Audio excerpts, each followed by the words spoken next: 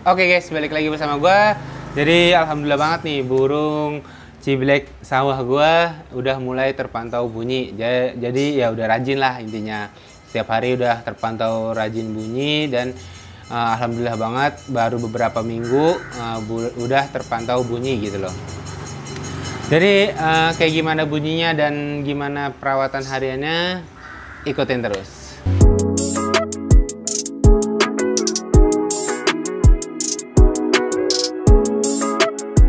Oke, jadi di sini gue mau ngasih makan dia dulu ya. Yang ini dia nih ekstra puding. Padahal dia suka jangkrik, cuman jangkriknya nggak ada yang gede, nggak ada yang kecil-kecil dah kayaknya. Coba kasih kita ulet, kasih ulet dulu. Biasa biar apa ya? Biar lebih jinak aja gitu. Padahal ini juga udah termasuk jinak sih. Biar terbiasa dengan tangan. Bunyi tetet. Kita kasih lagi satu lagi. Ini uletnya.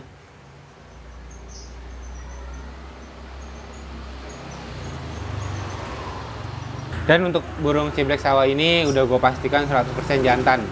Kenapa gue bisa pastikan 100% jantan? Ya karena dari suaranya. Jadi kalau kata orang tukang kios gitu ya, gue nanya, nah untuk ciblek sawah itu gimana sih cara perbedaannya selain dari bawah paruh gitu kan?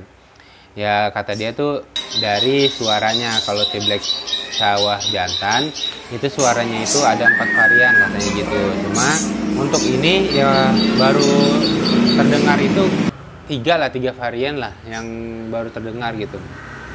Yang pertama itu suara alamnya, yang suara klik gitu. Terus yang kedua itu suara yang tadi yang tret. Nah yang ketiga itu suara rapet, suara ngebrand. Nah itu gue senengnya tuh, ini baru beberapa minggu burung tuh udah keluar suara ngebrandnya gitu loh. Jadi suara rapetnya lah gitu. Jadi itu penjelasan yang dari tukangnya gitu, tukang kios gitu waktu itu gue nanya. Jadi kalau misalkan salah bisa dikoreksi gitu. Itu gue sebenarnya juga nggak tahu gitu ya untuk perbedaan jantan dan betinanya ciblek sawah ini gitu loh.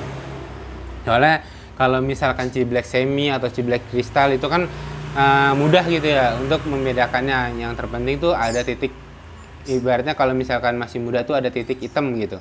Itu udah pastikan jantan. Dan kalau udah tua burungnya hitam semua gitu kan di bawah paruhnya gitu. Nah kalau untuk ini kan kadang ada yang ngomong juga di bawahnya ada titik hitam, itu bisa juga betina gitu. Ya gue nggak tahu lah untuk perbedaan jantan betinanya. Nah jadi di sini gue bakal berbagi pengalaman gue aja merawat burung ciblek sawah ini aja ya. Jadi kalau sebenarnya kembali lagi ke burungnya ya, untuk masalah cepat bunyinya, cepat jinaknya, cepat gacornya, cepat ngebrandnya gitu, kembali lagi ke burungnya. Jadi gue nggak bisa pastikan kalau misalkan rawatan gue yang nanti gue kasih itu berpengaruh besar untuk burung kalian gitu. Jadi emang ini mungkin gue lagi hoki lah ibaratnya ketemu burung yang emang benar-benar bisa cepet gacor, cepet jinak, cepet mapan, cepet jinak cepet senyum gitu kayak gini. Dan mungkin itu termasuk hoki gitu loh. Jadi ya gue berbagi tips, berbagi pengalaman aja lah untuk merawat burung ini. Jadi untuk yang terpenting kalau gue itu yang pertama itu kan pengepuran ya. Pengepuran itu yang kemarin gue dijelasin, dan juga penjinakan. Untuk penjinakan juga udah gue jelasin. Jadi yang terpenting pertama itu pengepuran. Nah itu kalau burung udah ngepur baru kita bisa melakukan tahapan-tahapan selanjutnya. Jadi kalau misalkan udah ngepur tuh udah udah tenang lah ibaratnya gitu loh, ada agak sedikit tenang biar burung tuh gak rawan mati gitu loh. Jadi kalau udah ngepur enak lah intinya gitu. Jadi udah untuk perawatan harian burung ini sebenarnya nggak ada yang macem-macem ya untuk perawatannya. Dan kalau kerodong pun gue nggak pernah kerodong kecuali burung semi gue, no ciblek semi. Soalnya kenapa kalau untuk ciblek semi itu gue kerodong, karena untuk ciblek semi kalau malam itu dia nggak bisa tidur kalau nggak dikerodong. Soalnya sampai gue pantau jam 9 sampai jam 11 itu pernah gue coba nggak kerodong, itu benar-benar dia tuh masih aja loncat-loncatan gitu, nggak kayak burung lain gitu ya. Jam 8 aja udah mulai tidur gitu, dia nggak. Makanya gue kasih kerodong.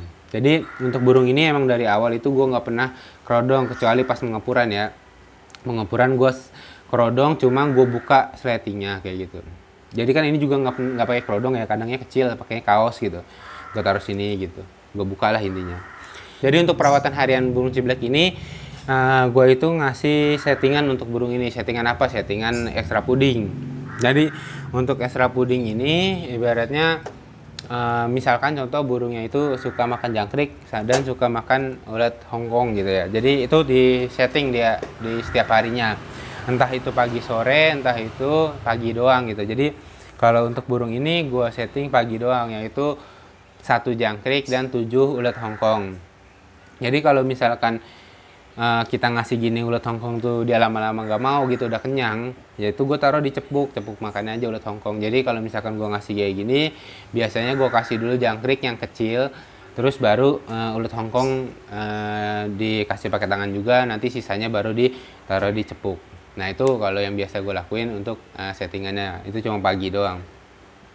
Bang, kenapa kok masih banyak banget gitu ulat Hongkongnya sampai 7? Ya karena burung ini suka sama ulat Hongkong gitu ya. Jadi pas waktu pengepuran aja itu gue makainya ulat kandang dan ulat Hongkong. Cuma kan untuk ulat kandang apa ya, ribet gitu loh untuk apa namanya, untuk jadi takerannya gitu loh. Jadi untuk takerannya, soalnya kalau ulat kandang kan apa namanya, kotor juga gitu loh di cepuknya gitu, bikin kotor. Jadi makanya gue pakai ulat Hongkong aja gitu. Ya kan karena burungnya juga udah ngepur juga kan. Pokoknya untuk settingan gua kayak gitulah. Dan lanjut lagi yang penting dari burung ciblek ini adalah penjemuran. Nah penjemuran ini gua lakuin biasanya 30 menit sampai 1 jam. Pokoknya tergantung dari panasnya. Misalkan panasnya pagi-pagi itu kan ada kadang hangat-hangat doang gitu ya. Jadi itu bisa sampai 1 jam. Jadi kalau misalkan panasnya terik banget kayak sekarang ini, itu bisa sampai setengah jam doang kayak gitu. Jadi pokoknya penjemuran antara setengah jam sampai 1 jam. Nah terus untuk pakannya, pakan pokoknya purnya gue beli pur leopard ya, yang biasa itu yang pur halus warna kuning. Nih purnya nih, kelihatan gak sih? Nah tuh pokoknya kelihatan lah. Nah tuh, jadi untuk purnya gue pakai itu. Nah untuk mandi, kalau mandi itu biasanya gue mandi biar mandi sendiri gitu ya. Cuma kalau kemarin itu baru-baru gue semprot karena biar apa, biar bulunya itu rapi. Soalnya kan kemarin nggak rapi gitu ya bulunya, ada yang masih dorong ekor, terus habis itu ada juga yang patah gitu, pernah ada yang patah gitu sekali satu karena mungkin sangkarnya kecil gitu.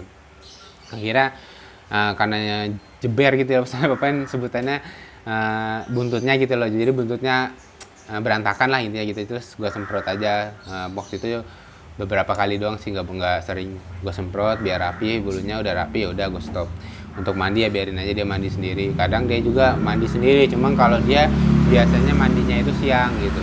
Perawatan hariannya ya, jadi nggak ada kerodong karena full ablak dari pagi sampai pagi lagi, pokoknya full ablak aja intinya.